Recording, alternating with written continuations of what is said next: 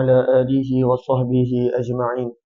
بسم الله الرحمن الرحيم. السلام عليكم ورحمة الله وبركاته. بسم الله الحمد لله والصلاة والسلام على حبيب الله سيدنا محمد بن عبد الله وعلى آله وصحبه ومن والاه. سبحانك لا علم لنا إلا ما علمتنا إنك أنت العليم الحكيم ولا حول ولا قوة إلا بالله العلي العظيم. اللهم رب اشرح لنا صدورنا. Ya Allah, lapangkanlah hati-hati kami. Wa yassir lana umurana. Permudahkanlah segala urusan kami. Wahlul uqdatan min alsinatina. Bukakanlah ya Allah ikatan daripada lidah-lidah kami. Yafqahu aqwalana, agar boleh difahami tutur bicara kami. Allahumma fakihna fid din. Ya Allah, berikanlah kepada kami pemahaman di dalam urusan agama. Wa'allimna ta'wil. Ajarkanlah kepada kami pemahaman Al-Quran. Allahumma inna nas'aluka ilman nafi'a. Kepadamu ya Allah kami memohon ilmu yang boleh mendatangkan manfaat. Wa rizqan wasi'an tayyibah. Rezeki yang luas, melimpah ruah, lagi halal, bersih, suci. Wa amalan mutaqabbala. Amalan yang diterima. Wa shifaan min kulli da'. Dan sembuh daripada segala jenis penyakit. Amin, amin ya rabbal alamin. Ahlan-ahlan kepada semua, selamat malam, salam pertemuan pada setiap malam jam 11 malam. Pertemuan dalam membicarakan sirah Nabi sallallahu alaihi wasallam menggunakan kitab sirah yang terkenal Ar-Rahiqul Makhtum. Ahlan-ahlan Azrin Rikonka, Haifa Najwa, terima kasih banyak-banyak.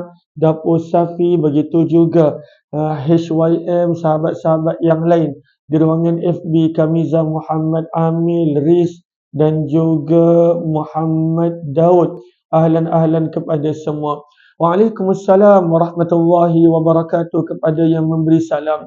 Setiap malam, setiap hari kita ada 3 program. Cuma hari ini saya dalam permusafiran, maka hayati Quran pagi tadi dan penawar hati petang tadi kita tak sempat buat. Tapi sehari kita ada 3 kali kita buat live. Jam 8.30 pagi tadabbur Al-Quran. Jumpa esok, insya-Allah, mudah-mudahan esok sihat untuk berkongsi ilmu. 6 petang penawar hati, dan setiap 11 malam sirah Nabi SAW jam 11 malam. Dan pada malam ini kita telah tiba pada muka surat 269, siri yang ke-132, muka surat yang ke-269.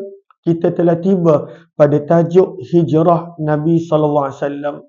Siri semalam kita telah baca bagaimana proses hijrah bermula dengan cepat ketika berlakunya perjanjian Hudaibiyah yang kedua.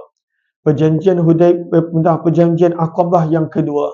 Perjanjian Aqabah yang berlaku di Mina pada pertengahan hari Tashrik 12 Zulhijjah di antara Nabi dengan 72 orang sahabat Madinah. Pertemuan yang membuahkan hasil kepada 5 perjanjian yang dipersetujui oleh penduduk Madinah. Maka selepas perjanjian Aqabah, Nabi mula perintahkan para sahabat Mekah untuk berhijrah. Dan tak perlu masa yang lama, dalam tempoh 2 bulan setengah, maka hampir keseluruhan penduduk Mekah yang Islam telah berhijrah. Sehinggalah tinggal keluarga Nabi, Abu Bakar, keluarganya, dan juga sahabat-sahabat yang tidak mampu untuk berhijrah. Maka bila orang Quraisy melihat Mekah telah kosong daripada orang Islam, dan mereka sangat risau Nabi SAW juga akan berhijrah, yang akan menjadikan Madinah sebuah tempat yang penuh dengan orang Islam. Dan mereka risaukan juga ekonomi mereka, sebab mereka akan berniaga ke Syam yang membawa pulangan keuntungan setiap tahun. Kita dah baca lebih kurang 250,000 dinar emas. 250,000 dinar emas pada zaman kita adalah jumlah yang besar. Kita dah kira lebih daripada 400 juta ringgit zaman kita. Tengok dekat FB line okey tak? Adakah dekat FB line okey? Sebab FB maklumkan ada isu dengan live saya. Line okey ke? Sekejap bagi saya 2 minit. Allahumma salli ala sayyidina Muhammad.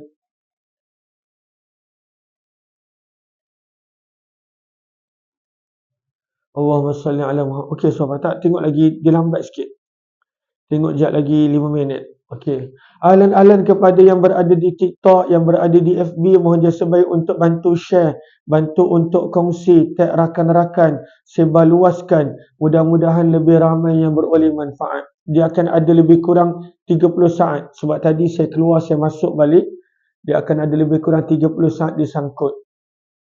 Sangkut Tak ada, okey. Ni dah okey. Okey, baik. Sangkut-sangkut. Sekejap kita bagi masa untuk yang berada di Din Beras, Nina, terima kasih banyak-banyak. Didek Boys, begitu juga Yaya, Umi, saya tak dapat baca, Haifa, Fauziah dan juga Muhammad Hafif. Ahlan-ahlan HHH, terima kasih banyak-banyak untuk gift yang diberikan. Tadi ada sekejap, sekarang dah okey. Okey, alhamdulillah. Tadi saya keluar sekejap. Okey. Mohon jasa baik untuk bantu share, bantu untuk kongsi, tag rakan-rakan sebarluaskan, mudah-mudahan lebih ramai yang boleh. Terima kasih banyak Aifah Najwa, Kak Rahila, ahlan-ahlan Asia Husin. Maka hijrah Nabi. Dan kita dah baca bila orang Quraisy tak nak Nabi berhijrah, mereka meeting dekat parlimen mereka yang dikenali sebagai Darun Nadwah. Kita dah baca semalam. Akhir sekali keputusan mereka nak bunuh Nabi SAW. Maka mereka buat mesyuarat ini pada hari Khamis 26 Safar tahun yang ke-14 kenabian. Selesai sahaja mereka buat meeting. Mereka meeting pada Khamis pagi 26 Safar. Maka bila selesai saja mereka dengan keputusan mereka, kesepakatan mereka untuk bunuh Nabi SAW, al-a'yadzubillah, maka Allah perintahkan Nabi untuk berhijrah. Maka inilah muka surat 269 daripada kitab Sirah Ar-Rahiqul Maktum. Kata penulis buku, setelah keputusan yang nekat dibuat untuk membunuh Rasulullah SAW, ini kali pertama seluruh pemimpin yang ada dalam Quraisy sepakat untuk bunuh Nabi. Tidak termasuk keluarga Nabi Banu Hashim. Selain daripada itu, pemimpin-pemimpin Quraisy yang lain sepakat untuk membunuh Nabi. Al-'iyadzubillah. Manusia yang pertama sekali membunuh adalah anak Nabi Adam alaihi salatu wassalam. Dan Allah ceritakan peristiwa ini di dalam surah Al-Ma'idah. Nabi SAW juga ada ceritakan kisah bagaimana Qabil membunuh Habil. Dan sabda Nabi SAW, dosa semua orang yang membunuh selepas itu turut ditanggung oleh Qabil kerana dialah orang yang mula-mula membunuh manusia. Dia adalah orang yang mula-mula bunuh manusia, sehingga kan apabila dia nampak Habil dah mati, kena bunuh, dia tak tahu nak buat apa dengan mayat. Itulah yang Allah ceritakan dalam surah Al-Ma'idah juz yang ke-6. Maka Allah hantar seekor burung gagak yang ketika itu bergaduh di antara mereka. Salah seekor burung gagak mati, maka burung gagak itu menunjukkan cara penanaman mayat. Faba'athallahu ghuraba, maka Allah menghantar seekor burung gagak yabhathu fil ard, yang mengais tanah di bumi, liyuriyahu, untuk menunjukkan kepada Qabil kaifa yuwari sawata akhi, bagaimana cara untuk mengkebumikan, menanamkan, menyembunyikan jenazah saudaranya. Maka itulah pembunuhan yang pertama. Dan semenjak daripada itu, manusia bunuh kadangkala dengan sebab yang pelik-pelik. Al-'iyadzubillah. Manusia bunuh dengan sebab yang pelik-pelik. Ada yang kerana hasad, ada yang kerana tak puas hati, ada yang kerana dengki, ada yang kerana macam-macam. Sebab itu dalam Al-Quran Allah Subhanahu wa taala berfirman, barang siapa yang membunuh seorang manusia, faka'annama qatalan nasa jami'a, seolah-olah dia telah membunuh seluruh manusia.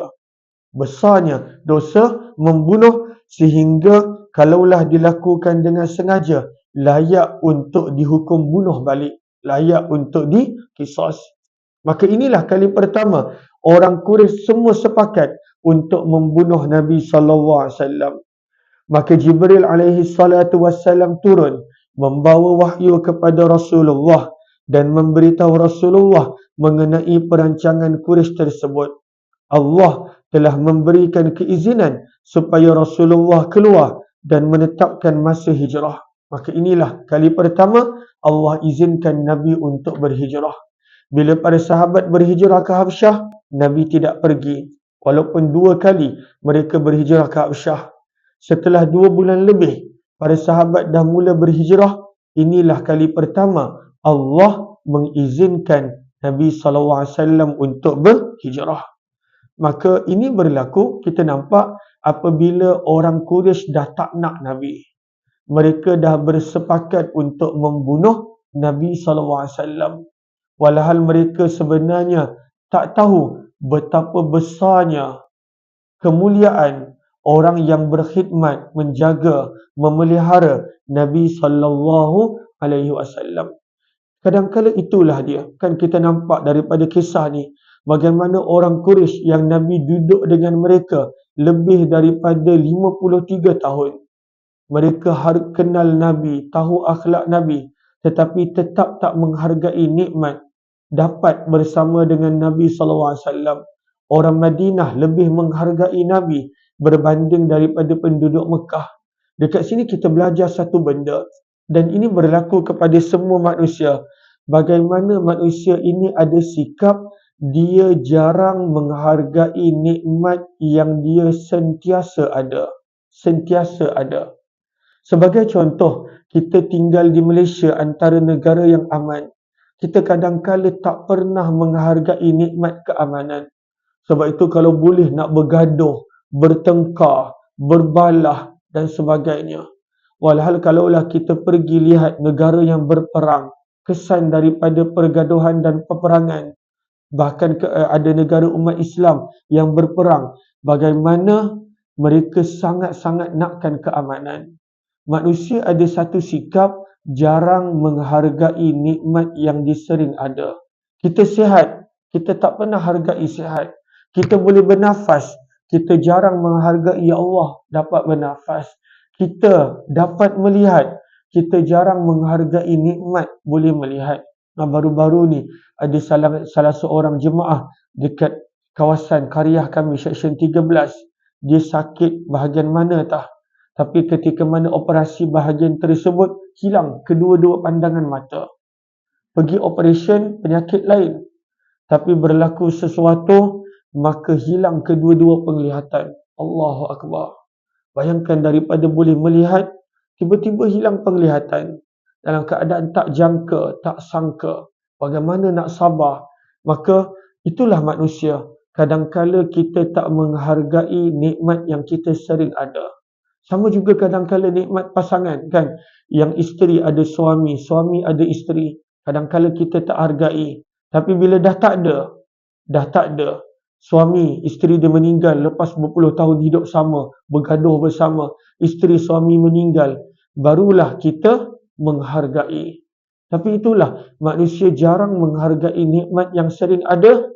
Tapi bila nikmat tu dah tak ada, barulah kita rasa kehilangan dan kita rasa penyesalan. Itulah manusia. Sama juga, kita hidup ni, kita tak hargai, kita tak gunakan sebaik-baiknya. Bila kita dah meninggal dunia, barulah kita tahu, ya Allah, besarnya nikmat kehidupan. Sama juga orang yang sedang belajar, dia sedang dalam alam belajar, madrasah, sekolah, maka dia tak menghargai betapa bestnya nikmat sedang belajar. Tak ada apa yang perlu dirisaukan, tak ada apa yang perlu untuk difikirkan. Bila dah habis belajar, masuk alam kerja, masuk alam dunia, barulah pada waktu itu rasa, ya Allah, bestnya kalaulah dapat belajar, tak ada kerisauan, tak ada benda yang nak difikirkan dan lain-lain. Orang Quraisy tak menghargai Nabi, maka mereka sanggup untuk membunuh Nabi. Bila mereka dah tak nak Nabi, Allah perintahkan Nabi untuk berhijrah ke tempat di mana penduduknya menghargai Nabi. Itulah Madinah Al-Munawwarah. Kata penulis buku, maka Jibril alaihi salatu wassalam berkata kepada Rasulullah, malam ini janganlah engkau tidur di atas tempat tidurmu yang biasa engkau tidur. Maksudnya, orang Quraisy mesyuarat pagi untuk membunuh Nabi. Pagi Khamis 26 Safar tahun 14 kenabian. Pada waktu tengah hari, pada waktu lepas habis mesyuarat, Jibril maklumkan Nabi. Wahai Muhammad, malam ni, Khamis malam Jumaat, dah jangan tidur di Mekah. Jangan engkau tidur di Mekah. Berhijrahlah menuju ke bumi Madinah Al-Munawwarah. Kemudian seterusnya, maka bila Nabi SAW dapat arahan untuk berhijrah, Rasulullah SAW bergegas pergi berjumpa Abu Bakar radhiyallahu anhu pada waktu tengah hari yang panas terik untuk merancang bersama-sama Abu Bakar mengenai peringkat-peringkat hijrah mereka. Maka ini Nabi, seorang yang laju buat kerja. Bila dapat arahan berhijrah, Nabi terus mulakan kerja. Maka bila Nabi diperintahkan untuk berhijrah, benda yang pertama Nabi buat adalah mencari teman. Teman ni penting. Sahabat ni penting. Bahkan kalau kita lihat dalam hadis, Nabi SAW sampai mengaitkan agama, kepercayaan adalah ada kait rapat dengan teman. Sabda Nabi SAW, Al-mar'u ala dini khalilih. Manusia itu di atas agama teman baik dia, sahabat baik dia. Falyanzur ahadukum man yukhalil. Maka hendaklah memerhatikan setiap daripada kamu dengan siapa dia bersahabat dan berkawan. Maka bila Nabi mendapat perintah hijrah, benda yang pertama Nabi buat, Nabi mencari teman. Dan teman Nabi adalah Abu Bakar As-Siddiq radhiyallahu ta'ala anhu. Teman daripada sebelum Nabi menjadi Rasul. Teman ketika mana Nabi mula-mula menjadi Rasul. Bahkan Abu Bakar adalah teman Nabi ketika mana Nabi dah meninggal dunia, kuburnya, pusaranya, tempat mereka berdua dikebumikan bersebelahan di antara beliau dan Nabi SAW. Pentingnya sahabat, pentingnya teman, sangat penting teman. Dalam permusafiran, dalam kehidupan, dalam pelbagai urusan, maka sebenarnya teman adalah sangat penting. Maka bila Nabi mendapat arahan untuk berhijrah, orang yang mula-mula baginda cari adalah Abu Bakar As-Siddiq radhiyallahu ta'ala anhu. Maka dalam hadis, Aisyah radhiyallahu anha menceritakan, ketika kami sedang duduk di dalam rumah Abu Bakar pada waktu tengah hari yang terik, seseorang berkata kepada Abu Bakar, itu Rasulullah SAW datang berselindung muka pada waktu yang tidak pernah orang datang. Maka Nabi datang dalam menyelubung wajah Nabi dengan ridak kerana panas dan tak nak orang nampak Nabi. Maka ada orang beritahu kepada Abu Bakar.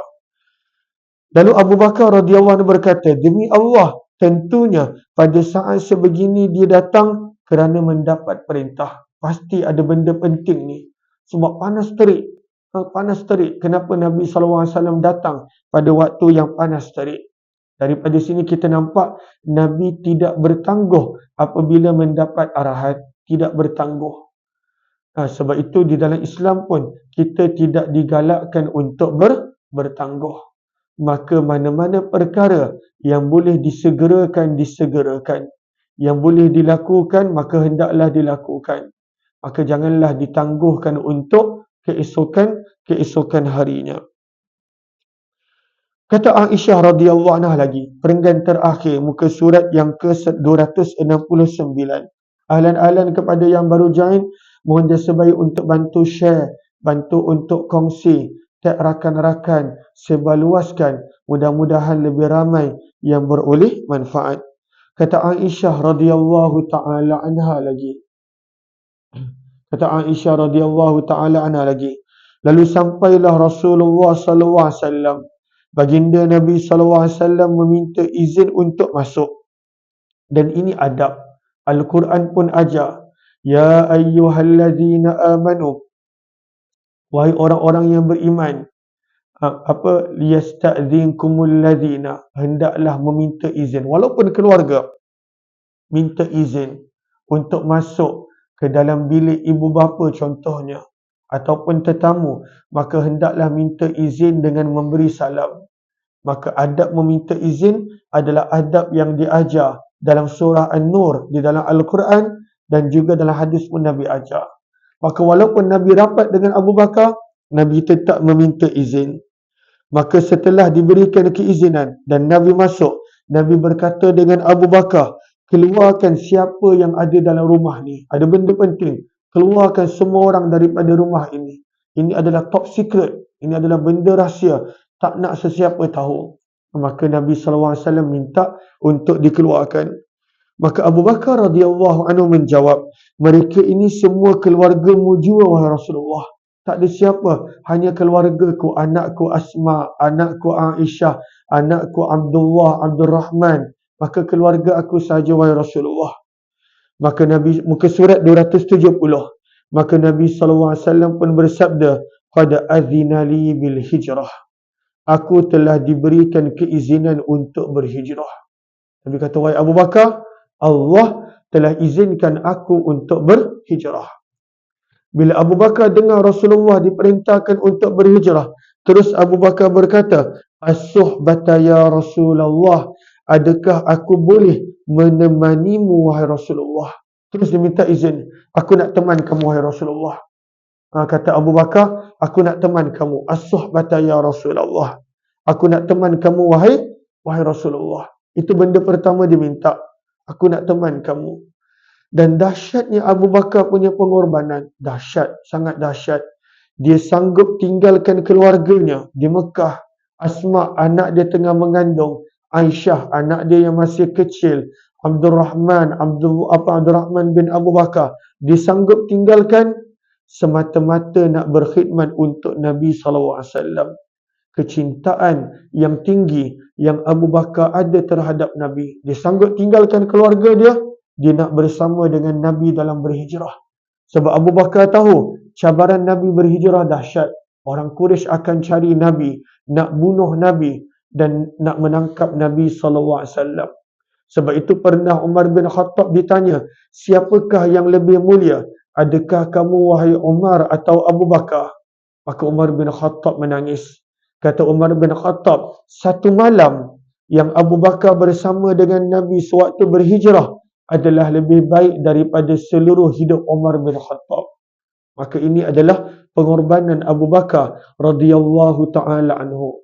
Maka Abu Bakar berkata, as-suhbata ya Rasulullah, adakah aku boleh menemanimu wahai Rasulullah? Maka Nabi SAW menjawab, benar, engkau diizinkan. Gembira Abu Bakar dapat menemani Nabi SAW berhijrah. Selepas mengatur rancangan hijrah, maka Nabi SAW pun pulang ke rumah baginda dan menanti tibanya waktu malam. Nabi nak berhijrah pada waktu malam. Malam yang sama, orang Quraisy pada paginya telah berpakat untuk membunuh Nabi SAW. Malam yang sama, Nabi kena tinggalkan Mekah.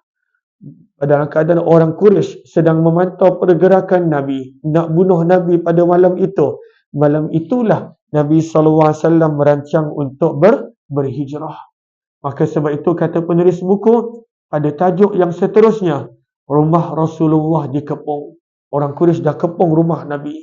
So, mereka nak bunuh Nabi SAW pada malam itu. Namun, sebagaimana nanti kita akan baca esok, bagaimana Allah dalam peristiwa rumah Nabi dikepung dan bagaimana Allah tetap boleh selamatkan Nabi, maka Allah mengingatkan, wallahu khairul makirin, dan Allah lah sebaik-baik perancang. Kita dalam hidup kita boleh merancang, tetapi kita ingat tidak ada yang lebih baik perancangan daripada Allah. Maka dalam keadaan kita berikhtiar, kita merancang, kita ada plan, maka ingat juga bahawa Allah juga ada plan untuk kita. Allah juga ada ketentuannya untuk kita.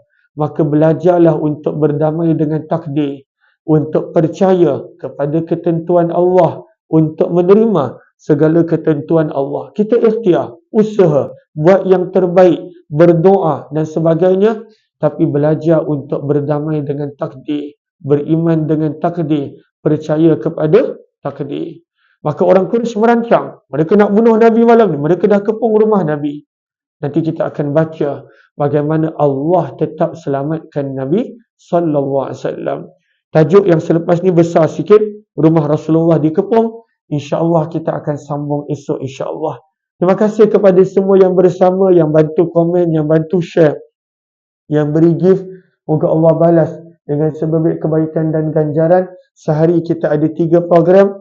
8.30 pagi Tadabbur Al-Quran, Hayati Quran. 6 petang Penawar Hati. Dan 11 malam Sirah Nabi SAW. Jemput join buat yang berkelapangan insyaAllah. Terima kasih banyak Syima, Kak Imah, Haifah, Najwa, Adawiyah, Fauziah.